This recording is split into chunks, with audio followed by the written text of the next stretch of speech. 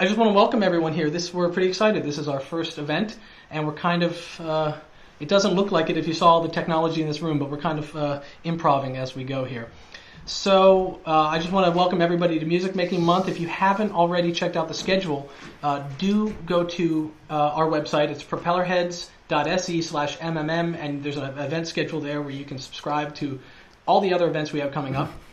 But the first one, I couldn't be more thrilled to start with, actually. We are here with Propellerhead founders.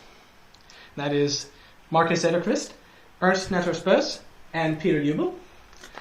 And this is it. This is the, not the two guys in the garage, but the three guys in the garage of Propellerhead. So I guess I'm going to kick off the discussion, then we'll take some live questions from people as well. What sort of most interested me when I personally started thinking about this talk was that you guys, when you founded your company, you actually had this question sort of at the root of what you were doing. You were saying, what is the future of music making? It wasn't the first necessarily driving question that caused you to start the business and create the product you created, but it certainly was sort of at the core root of what you were doing. How are people going to be making music, and how can we serve their needs in the future? You weren't backwards looking. You weren't looking to improve the analog tape recorder or the vinyl lathe cutting machine. I mean, it was a future-looking thing. Is that something that actually still factors into your everyday sort of subliminal thought process? I think it does that more now than then, in a way. You know, we were just like three guys wanting to do some cool product.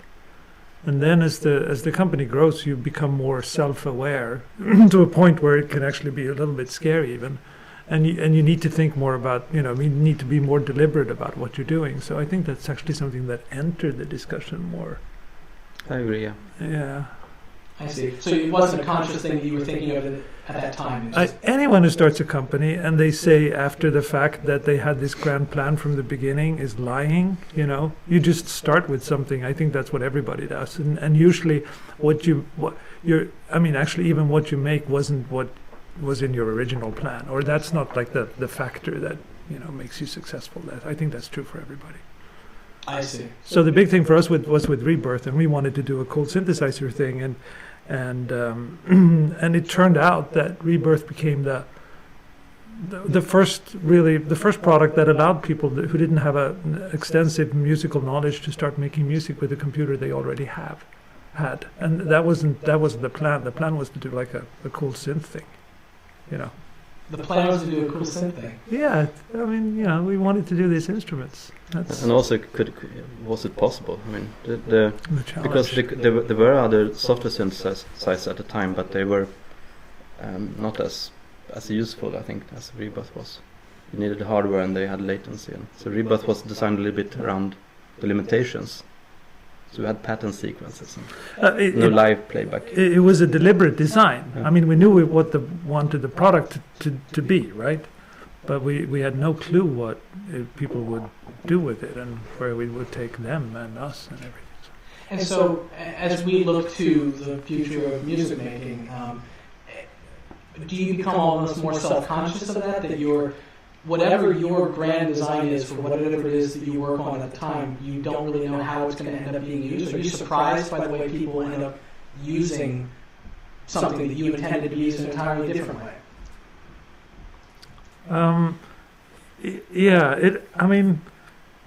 It's a fine balance, because on the one hand you want to make something that's really designed for a specific purpose, but then you don't want to do like an Instamatic camera. You want to make something that's open-ended, and absolutely, that's the great thing when that happens. When you make a product, it goes out there, and something comes back that someone did with that, and we say, oh, darn, we didn't think of that. That's really, really cool. So yeah, you want it to be, that's a balance there. I wanted to actually ask you about there's an Instamatic camera. I've heard you tell something about Instamatic cameras that I thought was interesting as it relates to this discussion. You said that Instamatic cameras, people frame up an image, yeah, right?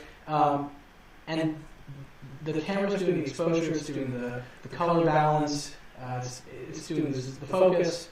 but they still feel like they took a picture. And there's a disconnect there in music that we don't have that same. We have more pressure on ourselves when we make music to let the machine do too much. Is that? Yeah, if you're thinking, if the theme is the future of music, I think there are a lot of things that are going to be exactly the same.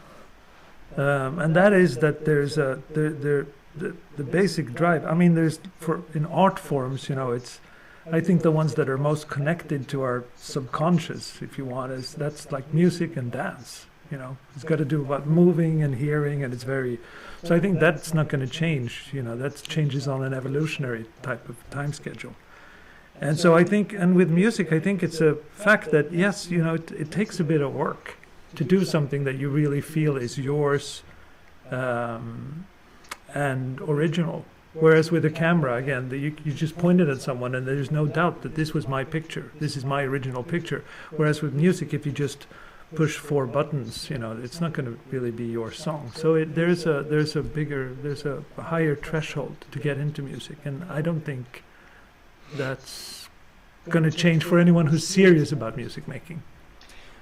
So what you're talking about is there's the future. It's almost like there's the future of music making, and then there's the future of technology. Yes. They're linked and they're not. They can be exclusive and not. Music making itself exclusively hasn't changed much over time, right? The actual act of making music, the method by which we do it changes. So maybe that's more the thought process that goes. When you look at the future, you think about how's not music going to be made, but what is the process of capturing that music and capturing that idea? Is that fair to say? Or? Yes. All right. But one thing that has changed is some types of music you do by sort of like you do word processing, that you're doing detailed editing.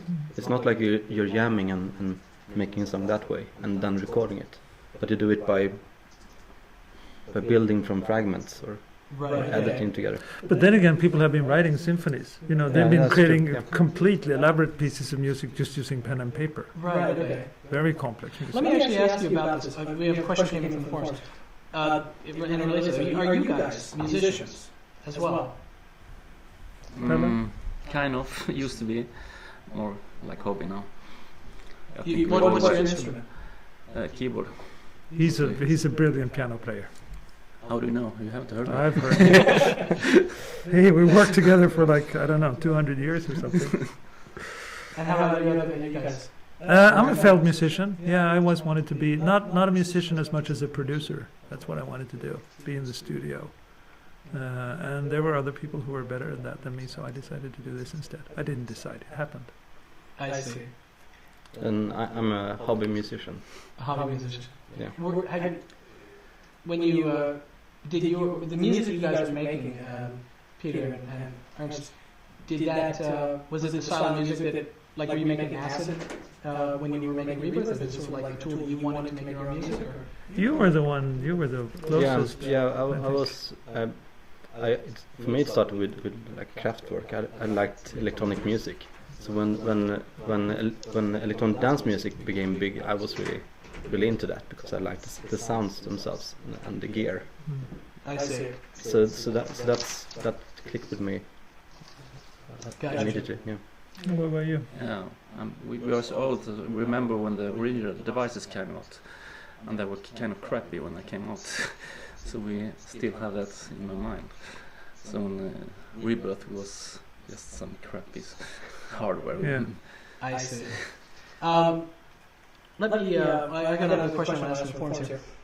It says, "What are your thoughts in regards to the trend towards smaller, single-purpose hardware boxes?" And we saw it at Music Method. One of the biggest buzzes was for a small hardware synth that looked like it was more something out of the '80s than 2011.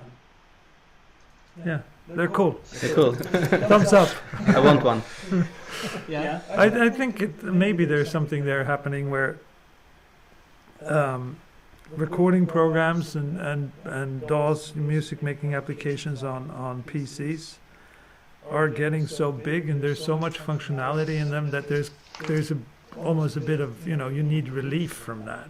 So I think that's where some of that stuff comes in, like you're going back to something really simple and basic. It's like the punk rock of technology. In a way, yeah. It's a little bit like an iPad. you want it, but you don't know what to do with it.